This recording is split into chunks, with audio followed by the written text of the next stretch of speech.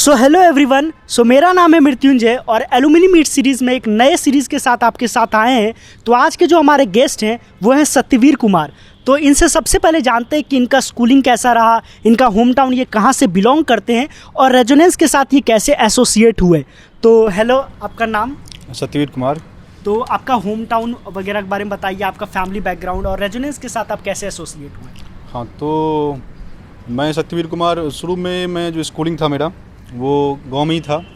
वहाँ से स्कूलिंग के बाद मैं 9th 10th 11th 12th Patna में पढ़ा हूँ। इसके बाद 12th मैंने वहीं किया था। फिर जब टारगेट बैच हुआ तो यहाँ मैं कोटा आ गया। कोटा आए और कोटा में फिर जो है यहाँ पे वेरिफिकेशन के बाद ये पता चला कि मतलब रेजोनेंस है, तो यहाँ पे मैंने एडमिशन लिया। और टीचर मतलब जो भी हमारे गुरुजन थे वो काफ़ी अच्छे थे। वो मतलब आरकेवी सर पढ़ाए, खुद पढ़ाए हैं, तो काफ़ी अच्छा रहा और पढ़े यहाँ पे। इसके बाद जो है 2013 में मैंने जेईई एडवांस दिया। क्वालिफाई करने के बाद आईआईटी कानपुर में एडमिशन लिए सिविल इंजीनियरिंग से, और फिर वहाँ मैंने बीटेक और एमटेक दोनों 2018 में पास आउट किया मैं वहाँ से। जी। तो जैसा कि मेरा ये क्वेश्चन था कि जब आप रेजोनेंस में आप पढ़ाई कर रहे थे तो आज जैसे कोटा अभी 2022-2023 में कोटा पूरा बदल चुका है, तो जब आप तैयारी कर रहे थे तो उस टाइम का जो कोटा का इन्वायरमेंट था या कैसा उस टाइम का इन्वायरमेंट था, रेजोनेंस का आपका कैसा एक्सपीरियंस रहा और कोटा का कैसा एक्सपीरियंस रहा उस टाइम का? तो उस समय था कि जो अगर एक स्टूडेंट की तरह से देखिए आप, तो ये था कि आते थे, पढ़ते थे, सीधा स्कूल फिर जाते रूम पे जाते थे, फिर पढ़ाई करो, रात भर पढ़ो, फिर सुबह आओ क्लास के लिए, तो इस तरह से था।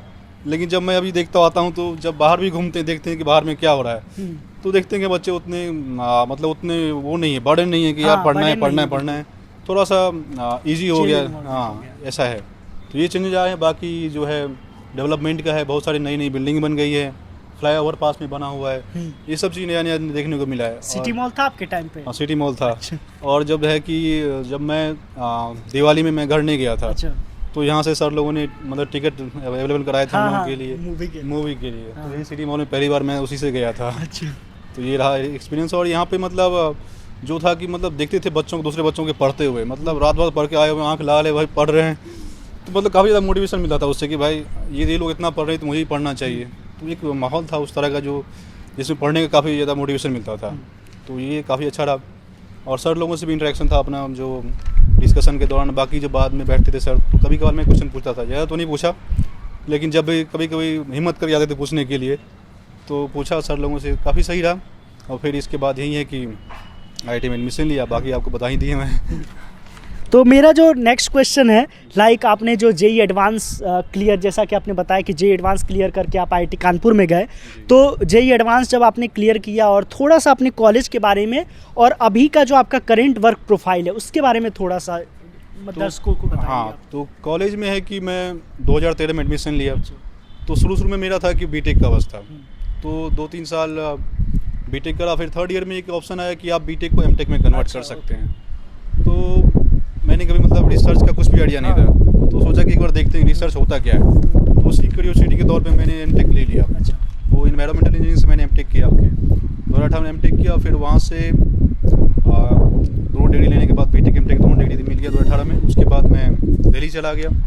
दिल्ली में मैं वहाँ से 19 में मैंने दिया था ईएस का पहला प्रीलिम्स। नहीं हुआ था, परेशान हुए थे। लेकिन हाँ, ये था कि हमने उतना एफर्ट नहीं था मेरा कि परेशान हुआ था। फिर इसके बाद मैंने अपने आप को सोचा, फिर उसको काम किया उस पर धीरे धीरे। तो फिर दूसरी बार 2020 में मैंने प्रीलिम्स मेंस इंटरव्यू तीनों दिया, फिर भी मतलब फाइनल सिलेक्शन नहीं हुआ। फिर इसके बाद जो है 21 में दिए, 21 में फाइनली जो है 19 रैंक आया है। अच्छा। हाँ, तो और फिलहाल है कि मैं अभी NICI में एज ए डिप्टी मैनेजर हूँ, काम कर रहा हूँ हेडक्वार्टर में नई दिल्ली में। ओके। तो मेरा जो नेक्स्ट क्वेश्चन है, लाइक कि अभी आपने बताया जैसे कि आपका IAS में रैंक 19 आया है, तो जो बच्चे अभी हमें देख रहे हैं, जैसे मैं खुद की भी बात करूं तो मुझे भी नहीं पता है एक्चुअली कि IAS का क्या सिलेक्शन प्रोसेस होता है। तो जो बच्चे देख रहे हैं और जो बच्चे भी इंटरेस्टेड हैं IAS वगैरह में जाने के लिए, तो मुझे ये जानना था कि इसका प्रोसेस क्या होता है, इसका सिलेक्शन स्टेप्स क्या होते हैं और इसका सिलेबस क्या होता है, कि मतलब अगर किसी को IAS के लिए प्रिपेयर करना है तो ES के लिए engineering service, Indian engineering service है, तो आपको एक तो ये है कि आपको इंजीनियरिंग स्ट्रीम होना चाहिए, जो यहाँ से आप जाएंगे, आप प्रीकर्सर यहीं से आप स्टार्ट होता है। हाँ बिल्कुल। तो आप अच्छे कॉलेज से हैं तो आपको एक एज मिल जाता है।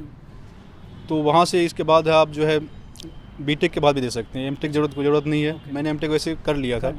हाँ, तो बीटेक के बाद है कि उसका जो बीटेक का जितना सिलेबस है, इंक्लूडिंग बाद में थोड़ा सा ऐड हो जाता है जनरल स्टडी का। तो जनरल स्टडी भी थोड़ा डिफरेंट है इसका।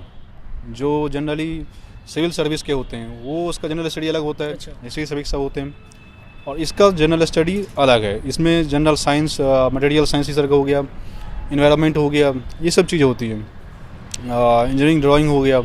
तो मतलब थोड़ा टेक्निकल एस्पेक्ट होता है जनरल स्टडी का भी। मुझे एक क्वेरी थी यहाँ पे, लाइक आपका जो ब्रांच जी। है तो वो उससे स्पेसिफिक होता है क्या? लाइक आपका मान लो हाँ, जो हाँ। ब्रांच है उसके अनुसार आपके सिलेबस होंगे फिर तो। हाँ, लाइक अगर कोई बंदा कंप्यूटर साइंस का है, कंप्यूटर साइंस का उसमें नहीं है, तो नहीं है। अच्छा, उसमें इलेक्ट्रिकल, मैकेनिकल, इलेक्ट्रिक तो कोई कम्युनिकेशन, इलेक्ट्रिकल का होगा तो उसका बिल्कुल सिलेबस थोड़ा अलग होगा। हाँ, उसका सिलेबस अलग होगा। सब्जेक्ट्स लगेंगे। उसका जो है पेपर 1 का जीएस का सबका सेम रहता है। अच्छा, ओके। बाकी पेपर 2 जो होते हैं टेक्निकल वाले, वो सबके अपने अपने रिस्पेक्टिव सब्जेक्ट के होते हैं, ब्रांचेज होते हैं। तो जो भी बच्चे जिनको भी एस्पायर करना आईईएस के लिए, तो उन्होंने भैया ने बता दिया आपको कि क्या स्टेप्स हैं, क्या सिलेबस होता है, तो अभी से प्रिपेयर करना आप स्टार्ट कर सकते हैं। अच्छा, आपने अपने जो प्रोफाइल था उसमें आपने एक बार जिक्र किया NHAI का, तो मुझे वो जानना था कि उसमें आपका करंट वर्क क्या है और वो आपको कैसे, पहले तो जो जॉब रोल है वो कैसे मिला और उसका आपका वर्क प्रोफाइल क्या है, मतलब ये जानना था। तो अभी है कि मैं NHAI में एज ए डिप्टी मैनेजर काम कर रहा हूँ। तो अभी 25 अक्टूबर को मैंने ज्वाइन किया था। तो ज्वाइन करने के बाद मेरा जो है ओरिएंटेशन का प्रोग्राम चल रहा है अभी। तो उसी दौरान मैं अभी जो छुट्टी 2 दिन का छुट्टी मिला मुझे, तो लीव लेकर के मैं इधर आ गया घूमने के लिए। तो वहाँ पे है कि अभी ओरिएंटेशन चल रहा है, डिफरेंट डिपार्टमेंट में आपको जाते हैं वहाँ पे, वहाँ क्या वर्क चल रहा है उसके बारे में हमें समझाते हैं कैसे कैसे काम करने हैं। और इसके बाद अभी जो है 30 जनवरी से जो है फिर ट्रेनिंग शुरू होगा, नोएडा में ट्रेनिंग होगा इसका। तो ये है अभी तो।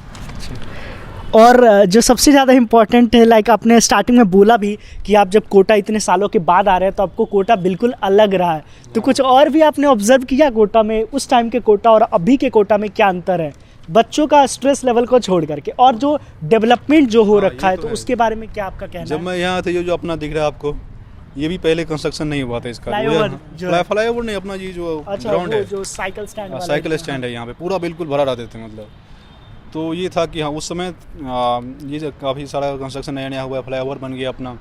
हाँ, तो कोटा काफ़ी ज़्यादा एक्सप्लोर कर गया आज के टाइम ये तो बात है कि मतलब शिक्षा के क्षेत्र में खासकर जो अपना 11th 10th के बाद जो है मतलब बेस जो डेवलप करते हैं यहाँ से, बिल्कुल आप आगे बढ़ते इसी बेस पे बढ़ते हैं। ये अगर क्लियर होता है तो फिर आगे बढ़ने में आपको काफ़ी अभी कुछ ही रिसेंट, अभी मतलब 1-2 हफ्ते की पहले की बात है, आप सबको पता भी होगा कि जेईई एडवांस जो था उसको भी इंडिया का सबसे टफेस्ट एग्जाम बोला गया, यूपीएससी को 2nd पे और गेट अभी 3rd पे गया है। तो अगर आपको ऐसे सच बिगेस्ट एग्जाम का आपका प्रिपरेशन करना है तो आपको 11th में तो प्रिपरेशन कर ही देना चाहिए। कुछ बच्चे तो आप 6-7 से स्टार्ट कर देते हैं, क्योंकि आप जितना जल्दी early to start early to get better rank वाला सीन है। ओके, सो मेरा लास्ट क्वेश्चन ये है कि जैसा कि आप बता रहे थे कि आप RJ1 में 2012-13 के बैच में पढ़े थे, तो हमारे यहाँ से एक और यंगेस्ट IITian सत्यम कुमार भी पढ़े थे, जिनका अभी लाइव, मैं व्यूअर्स को बता दूं कि उनका हमारा लाइव इंटरेक्शन भी होने वाला है, तो 17 जैन को है और लिंक डिस्क्रिप्शन और पिन कमेंट दोनों में मिल जाएगा।